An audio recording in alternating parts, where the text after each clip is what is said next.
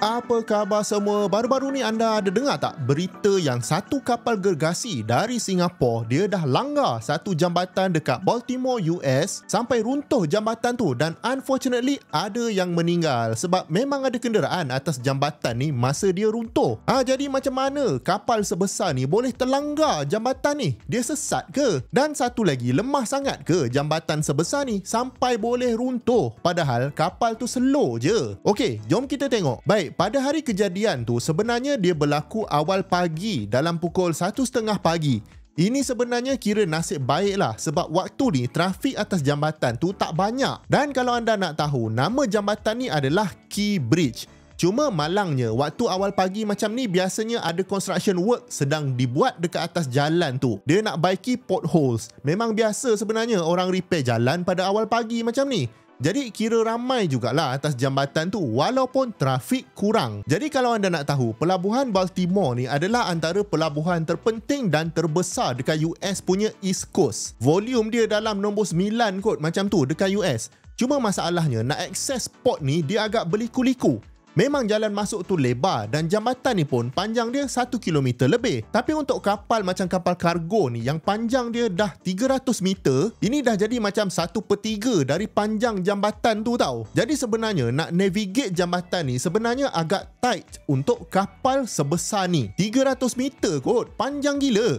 Jadi kapal ni nama dia Dali. Petang sebelum kejadian tu dia pun load lah barang-barang dekat Baltimore Port tu. Masa ni memang normal saja, even after final checking pun memang clear je. Dan biasanya kapal ni, lagi-lagi kapal gergasi, bila dia nak docking ataupun nak keluar dari port tu, akan ada tugboat yang akan tolak dia perlahan-lahan sebab enjin kapal ni dia tak cukup sensitif untuk motion yang kecil-kecil macam ni. Dan tugboat ni pula walaupun dia kecil tapi memang enjin dia sangat power dan enjin dia ni boleh rotate 360 darjah untuk flexibility. Dekat tepi-tepi tugboat ni pun kalau anda perasan memang dia letak getah macam tu. Ada yang letak tayar terus supaya dia boleh pergi betul-betul rapat dengan kapal untuk tolak bodi kapal tu. Jadi tak adalah crack bodi kapal tu. Dan lagi satu, tugboat ni juga sangat penting untuk gerakkan kapal bila dia tengah bergerak perlahan. Sebab bila kapal ni terlalu perlahan, rada kapal ni dia tak cukup efektif untuk rotate kapal ni. Simply sebab tak cukup flow lalu dekat rada tu. Generally kapal yang bergerak di bawah 7 knots ataupun dalam 13 km sejam memang perlu ada tugboat ni tolong guide dia. Jadi untuk kes kapal Dali ni, memang tugboat tu dah tolong dia keluar dari port tu. Dan tugboat tu juga tolong dia buat macam U-turn untuk bergerak keluar pergi ke lautan Atlantik. Sebab kapal Dali ni next destination dia adalah Colombo, Sri Lanka. Jadi bila dia dah buat U-turn tu, isunya sekarang ni tugboat tu dah berhenti escort dia. Kalau ikutkan okey je sebenarnya nak stop escort ni sebab laluan sungai tu straight je sebenarnya. Dan kapal pun dah bergerak 14-15 km sejam. Jadi rada dia dah boleh turn kapal tu. Maknanya dia memang dah boleh navigate sendiri. Jadi sebab itulah tugboat tu stop escort dia. Sebenarnya dekat tempat lain ada juga pelabuhan yang mewajibkan tugboat ni escort kapal tu betul-betul sampai dekat laut lepas. Tapi ni bergantung juga pada regulation dekat port tu. Dan kes Port Baltimore ni mungkin tugboat tu hanya diarahkan untuk escort sampai situ saja. Tak payah nak escort sampai hujung.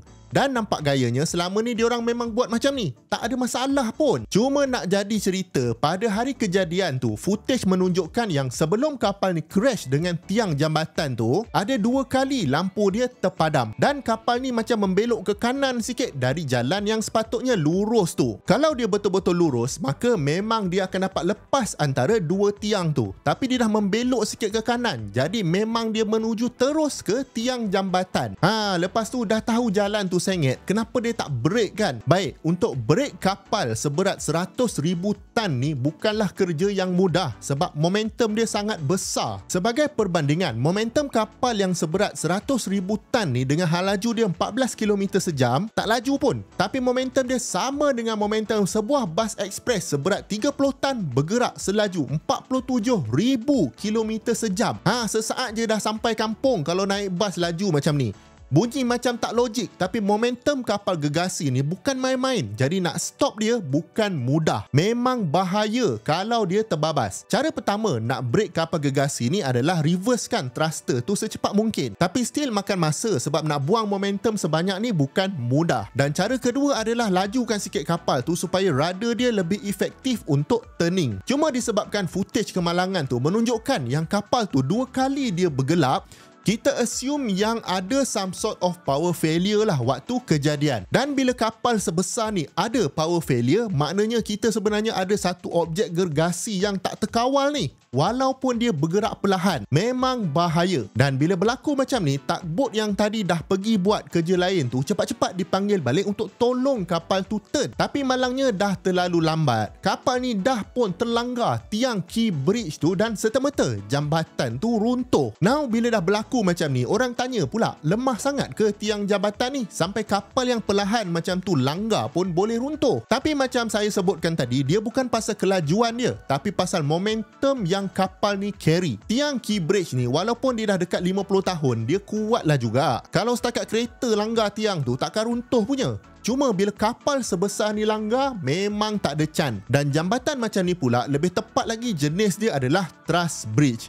Dan truss bridge ni kekuatan dia memang sangat bergantung pada besi-besi yang 3 segi tu yang membentuk struktur jambatan ni. Jadi setiap besi tu ada tugas dia. Ada yang tanggung compression, ada yang tanggung tension disebabkan oleh berat jambatan tu. Kalau ikutkan truss bridge ni, rupa dia agak buruk lah. Tapi dia sangat efisien, jadi dia taklah semahal jambatan gantung yang panjang contohnya. Nak buat pun tak complicated. Ringan pun ringan. Orang juga tanya, kenapa dah tahu kapal besar lalu kat situ, kenapa tak pasang macam protection di sekeliling tiang tu supaya kalau ada kapal terbabas, instead of terus langgar tiang, dia akan langgar dulu protection tu dan mungkin tiang tu akan selamat. Dan sekali lagi, balik pada penjelasan tentang momentum tadi. Kalau ada kapal sebesar ni terbabas, kapal seberat ni terbabas, memang letak protection apa pun tak guna sebab dia terlalu berat. Cuma adalah report mengatakan yang kapal ni pada bulan Jun lepas memang ada rekod yang dia punya propulsion machinery tu ada isu. Tapi sepatutnya bila dah ada rekod ni, mestilah diorang dah fix kan. Dari segi kemalangan jiwa pula, setakat video ni dipublish, diorang masih lagi buat search and rescue. Memang nak kena upah crane yang besar-besar untuk alihkan jambatan ni, untuk cari orang dekat bawah tu. Kebanyakan pekerja-pekerja roadwork lah yang ada atas jambatan tu waktu dia runtuh. Ada lebih kurang 6 orang hilang dan 6 orang ni diorang presume dead lah. Sebab sejuk dekat bawah tu memang tak boleh survive. Untuk anak kapal pula, total ada 22 orang dan semua okey, tak ada yang cedera. Setakat ni kapal masih tersadai lagi dekat situ sebab diorang kena guna crane untuk alihkan dulu besi-besi jambatan tu, baru kapal ni boleh bergerak. Jadi memang trafik ke Baltimore Port tu diorang dah divert pergi ke port lain. Cuma dianggarkan kerugian yang ditanggung dalam 15 juta USD sehari sebab port tu tak boleh jalan full capacity, dan satu lagi sebab jambatan tu orang tak boleh guna sekarang. Of course, diorang nak kena bina balik jambatan baru. Jadi ini pun akan menelan belanja juga. Jadi kes kapal langgar jambatan sampai runtuh ni, walaupun kita jarang dengar, sebenarnya dah berlaku agak banyak kali juga sebenarnya. Sejak tahun 1960, ada dalam 35 major accident. Jadi lebih kurang 2 tahun sekali. Dan kebanyakannya berlaku dekat US sebanyak 18 kes. Jadi mungkin lepas ni, spesifik untuk pelabuhan Baltimore ni, dia kena wajibkan tugboat dia ikut kapal tu sampai ke laut lepas. Mungkin diorang kena kira ratio lebar kapal kepada lebar jambatan. Yang mana kalau ratio ni lebih dari certain value, mesti nak kena ada tugboat untuk escort. Kalau anda dalam industri maritim, jemput komen dekat bawah. Kalau ada benda yang saya miss pasal kejadian ni. Jemput tonton, banyak lagi video-video best dekat sini dengan dekat sini. Jumpa lagi di video yang akan datang. Assalamualaikum.